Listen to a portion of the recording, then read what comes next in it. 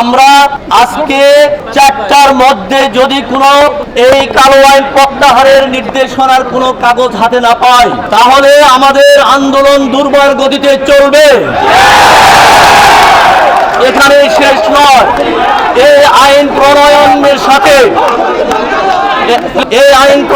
সাথে যে সমস্ত আমরা জড়িত তাদেরকে চিহ্নিত করে তাদেরকে সচিবালয় থেকে বের করতে হবে। আমরা মিঠা কথা বললেও তারা মিঠা কথা বলে না। আমরা কাকুতি মিনতি করলেও তারা ডেস্ট্রাকটিভ আইন প্রয়োগ করতে শুরু করেছে। বিভিন্ন মন্ত্রণালয়ে আমাদের কর্মচারীদেরকে সচিবরা ডেকে থ্রেট করেছে, রুমে আটকে রেখেছে। আমরা আজকে তাদের নাম এই জনসভায় ঘোষণা করলাম না, বাট এই আইন প্রণয়নের মাস্টার মাইন্ড হলেন মুখলেসুর রহমান সাহেব। আমরা তার অপসারণ চাই এবং আজকে